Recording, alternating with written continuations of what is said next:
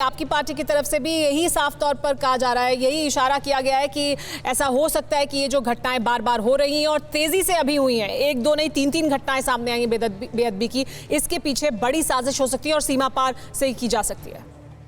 हमारा देखें, जो दरबार साहब में हुआ वो सोच से परे है, उससे हमारी भावनाओं को बहुत ठेस पहुंची है, क्योंकि हरमंदिर साहब ना ही सिखों का अकेला कोई सर्वश्रेष्ठ स्थान है, सब धर्मों का सत्कारत नानक नाम लेवा का सबसे पवित्र और सबसे सर्वश्रेष्ठ जो संस्था है, जो संस्थान है, ये हरमंदिर साहब है।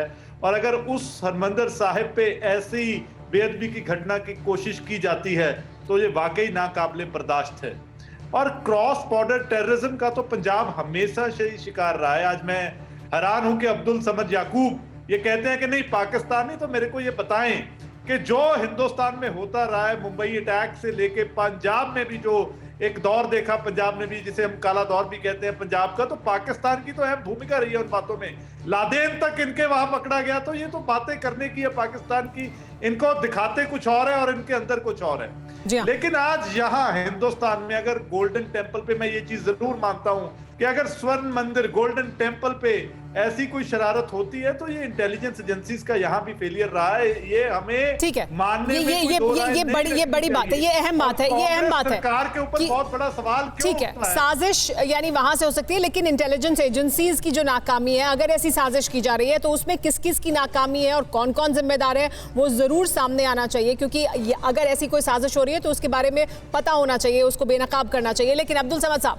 आप सुन रहे हैं कि कैसे, वही मैं भी आपसे कह रही थी कि आप बहुत आसानी से कह सकते हैं कि जी हमसे क्या मतलब है, क्यों हो रहा है, लेकिन लगातार ये होता रहा है और पिछले कुछ दिनों में पाकिस्तान की तरफ से गतिविधियां बढ़ी हैं पंजाब में अस्थिरता पैदा करने के लिए, और क्या ये भी उसी का एक हिस्सा है?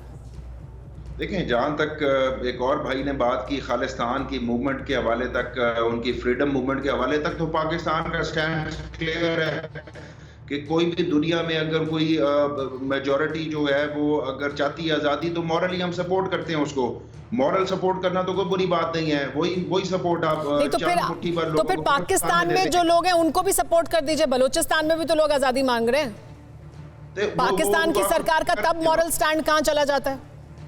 उनको आप सपोर्ट कर रही हैं क्योंकि वो मुट्ठी भर लोग हैं। आप ये कह रहे हैं ना, पाकिस्तान की सरकार का ये मॉरल स्टैंड है कि कोई भी कहेगा कि हमें आजादी चाहिए तो हम उनका समर्थन करेंगे, तो पाकिस्तान में ही लोग आजादी मांग रहे हैं, उनका समर्थन क्यों नहीं करती पाकिस्तान सरकार की, कैदे आजाद हो जाएं? देखिए सुमेरा, अगर तो तादाद में अभी 6000 लोगों ने एक वोट डाला यूरोप में, उन्होंने सॉलिडारिटी शो की, सिख थे खालिस्तान की मूवमेंट पे, अगर आप इतने लोग लें बलोचिस्तान में, हम आजादी दे देंगे बलोचिस्तान के लोगों को, अगर वो इतने लोग हो जाएं। अब्दुल समद साहब, देखिए सामने हकीकत अगर दिखाई दे रही है और उससे अगर आप आंख बंद कर लें तो फिर आपको हकीकत दिखाई नहीं जा सकती। हम बलूचिस्तान की लगातार तस्वीरें देखते हैं कि कैसे लोग सड़कों पर उतरते हैं, हजारों की संख्या में उतरते हैं, रैली करते हैं और आजादी मांगते हैं और बताते हैं कि कैसे जुल्म ज्यादती आप कर रहे हैं। तो दूसरे के मुल्क में जाकर अस्थिरता पैदा करना और कहना कि हम समर्थन कर रहे हैं और वहां आतंकवाद को बढ़ावा दे रहे हैं, ये पाकिस्तान की पॉलिसी रही है, इससे इनकार कैसे किया जा सकता है? इस पॉलिसी के हवाले से एक और आप जो बात करिए, देखिए अगर मैं आपके मुल्क में कुछ आके कर रहा हूं, आपकी इंटेलिजेंस किधर है? आपका मुंबई अटैक पे टोटल कोलैप्स कर गए आप लोग। सिर्फ ये नहीं था सिक्योरिटी, 10 लोग, सिक्योरिटी आपकी नाकाम हो गई, इंटेलिजेंस आपकी नाकाम हो गई, कोई प्रीएम्प्टिव मेजर्स नहीं थे, सारा कुछ।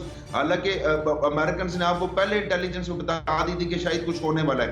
जब आप आगे मलबा डाल देते हैं दूसरे के ऊपर, कहानी नहीं। लेकिन आप अपने हिस्से की बात तो स्वीकार करिए कि पाकिस्तान क्या कर रहा है, आप उससे इनकार कर रहे हैं। यहाँ अगर कोई जिम्मेदार है तो उसको पकड़ा जाएगा, उसको सजा मिलनी चाहिए, उसको जरूर कटघरे में खड़ा होना चाहिए। लेकिन आगे बढ़े, उससे चर्चा करें उससे पहले हर कोई ये कह रहा है कि पंजाब में चुनाव से पहले कोई भी राजनीतिक पार्टियां ऐसी हरकत नहीं कर सकती, क्योंकि अगर इसका जानकारी सामने आई तो फिर वो पार्टी सिखों की नजरों से हमेशा हमेशा के लिए गिर जाएगी।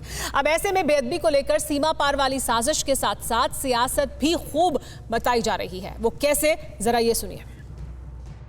जो कपूरथला में हुआ है उसके लिए हम पुलिस से ये करते हैं, पहले केस दर्ज कर लिया है, पहले उसकी तफ्तीश करो, जे कोई आपके सामने सच्चे आ जाता है तो फिर उस पर कार्रवाई करो।